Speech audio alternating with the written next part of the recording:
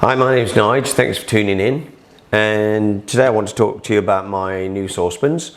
I've had these for about 3 months now. I recently changed from from gas to induction, and these work on induction because it's got these steel plates on the bottom, and I thought I'd just give you my take on how I feel about them now I've been working with them for a little while. So this is my most used pan of the lot. I've got 3 saucepans.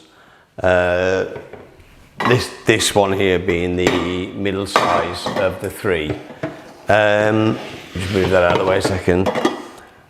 Quite like these. They're very strong. They feel very strong, sturdy. They're made of anodized aluminium, which just means the aluminium's gone through a process that makes them really hard and tough. And I imagine, you know, they'd take a bit of bashing before you saw any dents or anything like that in them. I quite like the handles on them. They do make them sturdy and steady when you're lifting water, you know, if that's full of liquid. So saucepans, yeah, I was quite impressed with those. I did buy this, and I guess it's like a wok. It's not a wok, but it's, you know, it's got the plate on the bottom, so it works on induction. And I have to say, that's a bit rubbish. That little plate on the bottom only heats up that little area there. And of course, you need the whole thing to heat up to use it. So that is practically, for me, on induction, unusable. I can't, you know, that doesn't work for me. Again, I love the style of it.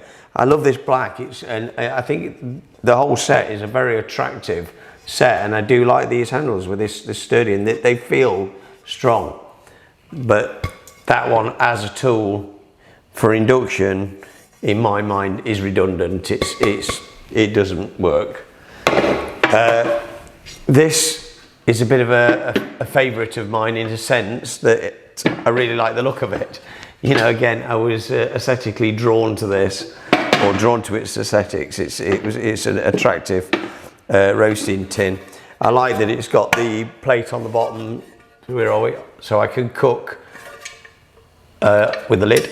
I can throw a steak or something in there if I want to, and the same with obviously with the roasting tin, which is how I use this. I tend to cook in there, pop the lid on, it goes in the oven, and I use it for slow roasting meats and things. So yeah, I like that. The only problem I have with it is the same as the problem I have with this. Again, love the look of it. This handle on this one, because it's quite a big pan, makes it a little unsteady. It could do with that on this handle. If these little forks here were a little bit wider, they would make that a lot more stable. But you know, that's a small thing. They've all obviously got these plates on the bottom for going on the induction, and they're all, I think it was triple layered if I remember rightly. Excuse me, non-stick, which seems pretty good. However, with this pan, because again, this is my most used pan, I do appear to be getting some scratching, and I don't use metal in these. I don't use metal spoons or anything like that. I'm very careful, and yet I am getting somewhere. I guess you're going to get wear and tear anyway, but I do, you know, I didn't expect that so soon. The other thing I have with this, and it's the same with the roasting tin, is on my induction, if I just hold that a little bit closer, can you see that heat ring? That is where it tends to heat up, and it doesn't heat up anywhere else. Not enough. So it can get hot, if you put your finger on it, it'll burn. But if you're cooking a sauce or some gravy or some mincemeat, making a mincemeat dish or something, it only gets hot in the middle, and you are constantly stirring the outside to the inside to try and keep the heat even. And that's a bit rubbish, in my opinion. It makes it harder work. It needs to heat up evenly to make the whole cooking experience worthwhile. So look, would I buy these again? Well, I did a little experiment, which I might be able to put on later, where I just boiled some water in these. I used the same amount of liquid. I used a litre of water, and I heated them up just to see how long they would take. They was both roughly around about the same amount of time. I did it on induction and on gas. And on induction, as I already knew, the heat is just in the middle.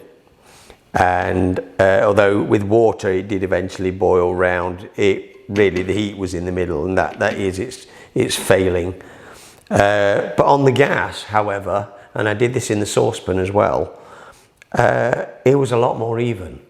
And I guess because the flames lick up the sides, they heat up a lot better. So if I was still on gas and I'd bought these, I'd be happy with that. I would like this, and you know, with the exception of I don't know how long the non-stick will last, I would be happy with these. I'd be happy with the purchase.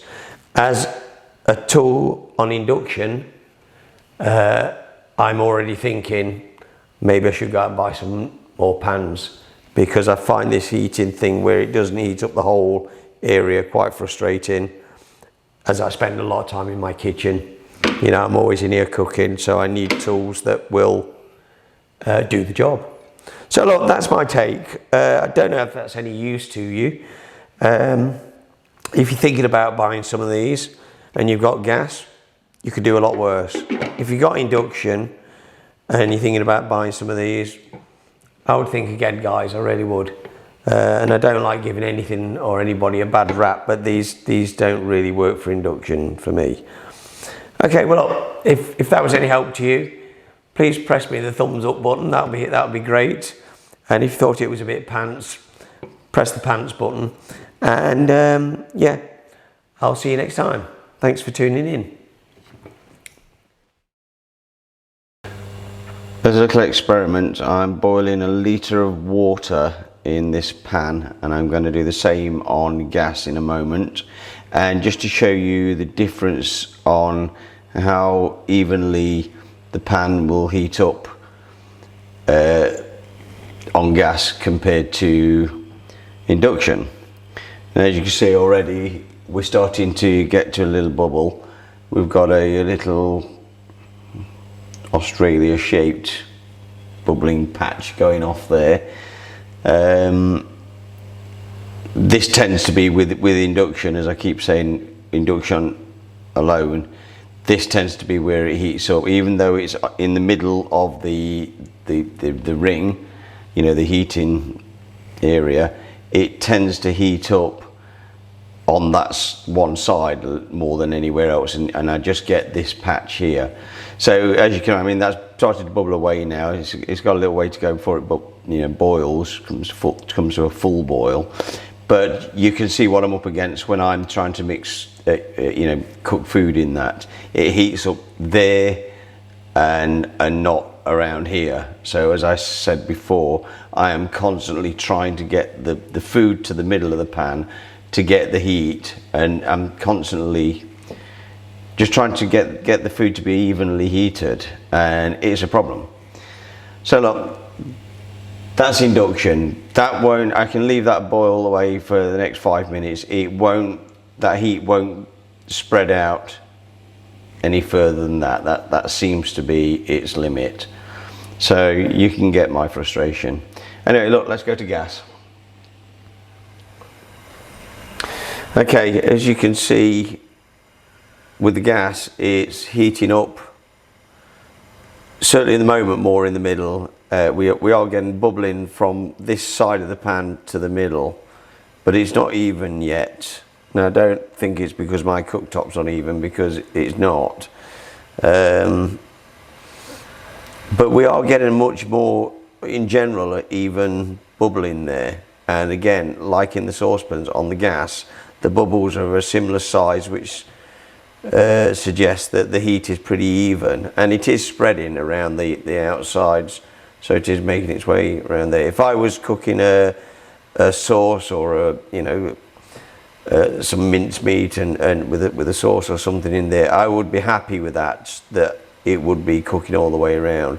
So it seems to me that these pans fare so much better on gas. They have a more even cooking area on the gas than they do on the induction. So what does that tell us? Well, in my mind, it tells me that if you've got induction, don't buy these pans. If you've got gas, you could do a lot worse than buying these pans.